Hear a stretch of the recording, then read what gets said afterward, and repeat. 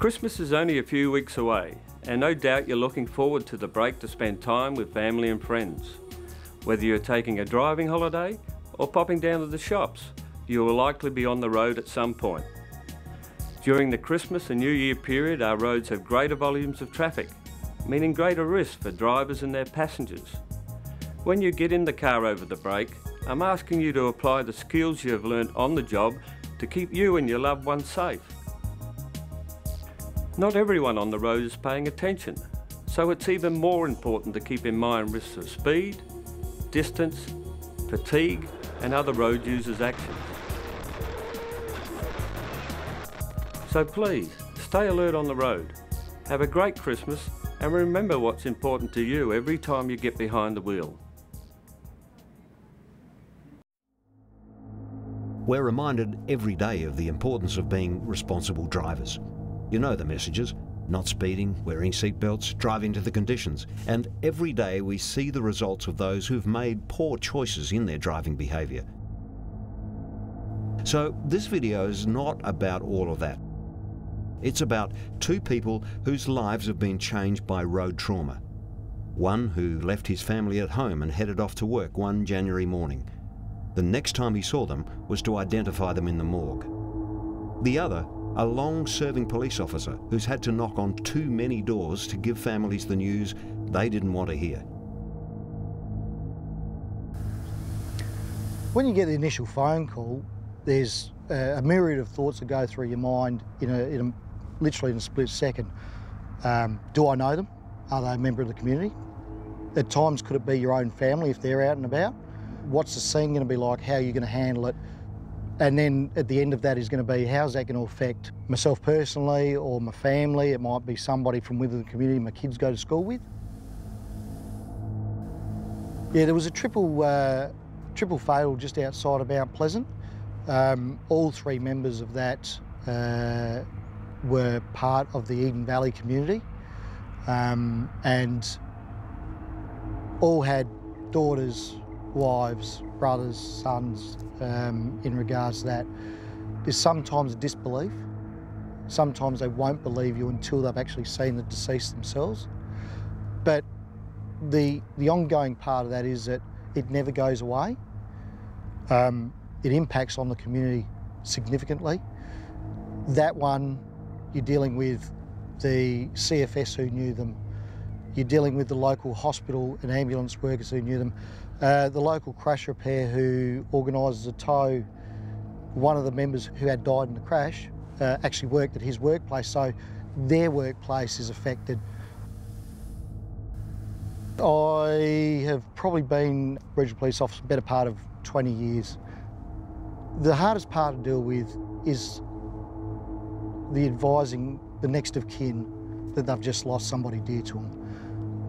The flow-on effects from that, just being able to, having to tell somebody is difficult. There is no easy way around it. There is no easy way and there's no soft way to get somebody into it.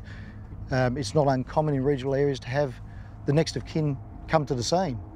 And then you've got to deal with that, whether or not the person who has died is suitable to be seen. There's so many factors, but if you've got to explain to a family that their loved one has been killed in a car crash, the first thing they want to know is, when can I see them? Am I able to see them? Well, sometimes it's not appropriate for them to see them. So then explaining that, it can be anything from disbelief to apologies to out and out violence. Just that raw emotion that comes out, disbelief. Delivering those messages, you have to be empathetic, keeping in mind that you're actually delivering a death message as well. You know what you've got to do. The fact is that you've got to get it out, and you've got to get it out quickly, and it's got to be understood. They've got to know that the person that you've come to tell them about is dead, and it's got to be clearly communicated, but in an empathetic way. So it can be a very hard task. And then there's a fallout from that. After that, you've got the local community. It might be if they're an employee of an organisation within the area, the fallout from that. The other side of the coin as well, dealing with the member of the public who might have been first on scene as well. The poor motorist who pulls up next to it to check and everybody sees all right, they're not expecting that to happen during their normal day's work. When you actually get to rest, and for want of a better word, that's when the demons start to come back. It's after the job, or when you've got downtime. It might be when you're driving to tell the next of kin, or just driving back to the hospital to do an identification or something similar to that. When you've got time to really think about it and you're not dealing with the logistics of the investigation and crash scene, that's when you've got time to think, and that's when your emotions may come back in. Obviously, it's dependent on the scene. Anything involving children is particularly emotional, but probably the most emotionally charged collision that I've had to deal with was actually one that I've been at major crash with, and it was where a 4-year-old boy got run over down at in a regional area at Easter time. Those sort of things stick with you forever.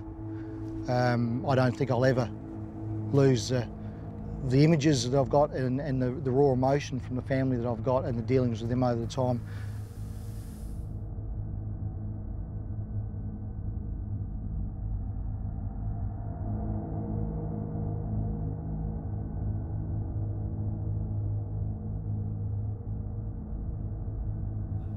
Yeah, the day pretty much started like any other day.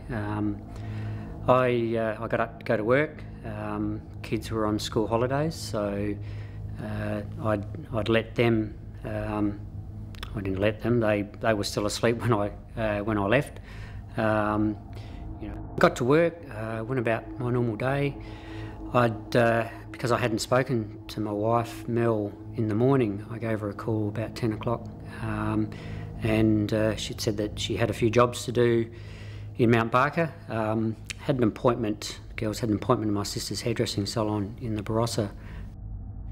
Aspects about what happened that day are really clear. I remember bits of it like it was yesterday.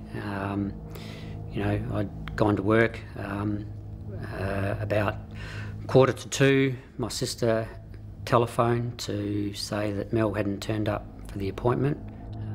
I then hopped on the phone, tried to call her on the mobile, tried to call her at home, couldn't get through.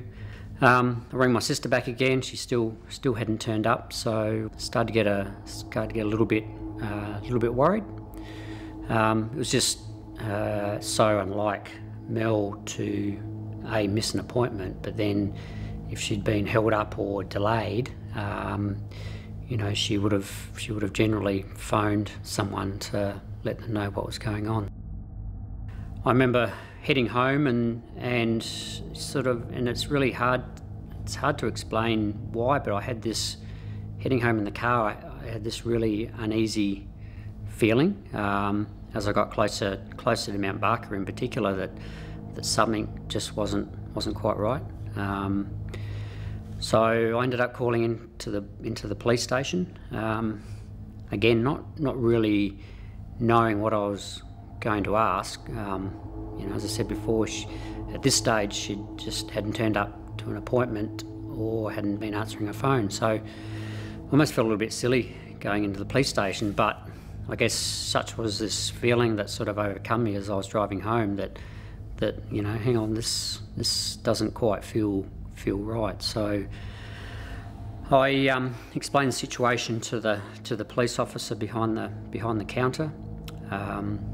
She went away for what seemed like 5 or so minutes, came back, said that she couldn't help me, but there were 2 police officers that were out on patrol who were due back in the station shortly. After that, I noticed the 2 police officers walk through the door. I could just see the look on their faces.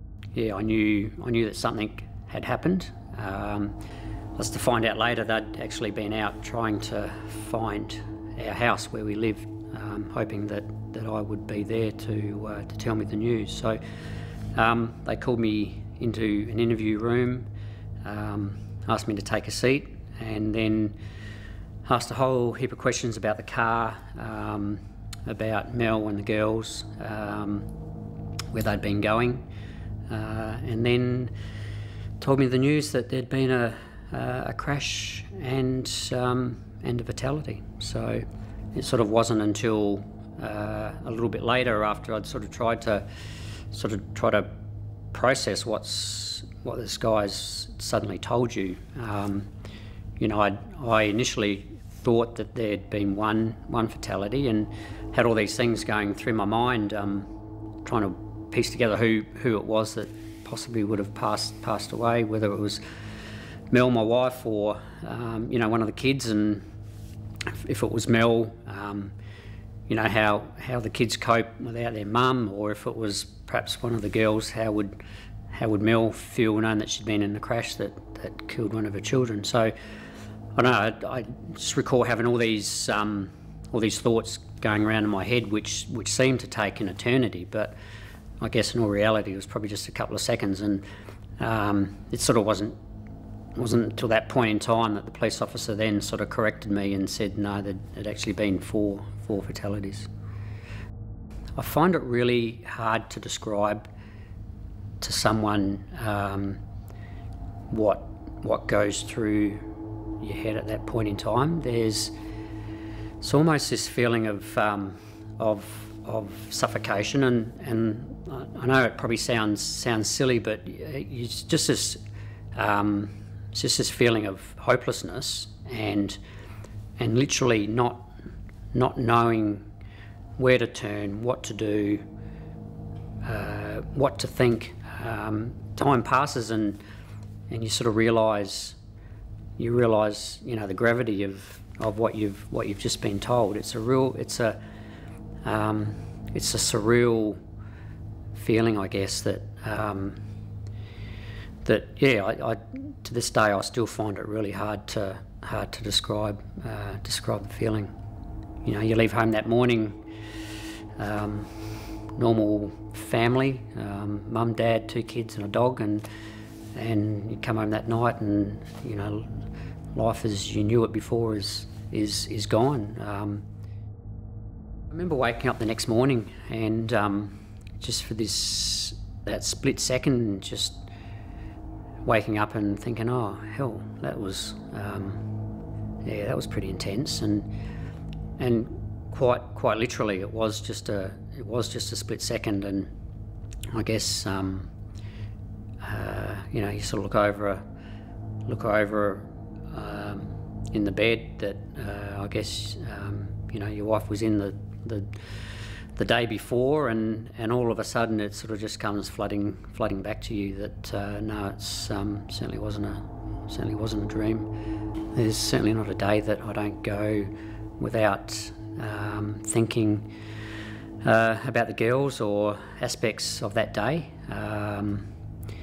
You know, that in itself comes up all the time. You know, there's birthdays, there's Christmases, there's Easter anniversaries, wedding anniversaries. You know, there's reminders right throughout the year, and yeah, it's a difficult time around Christmas. There's no question about that. As is, you know, a lot of other days, Father's Days and Mother's Day. So, but yeah, it occupies a lot of my time thinking.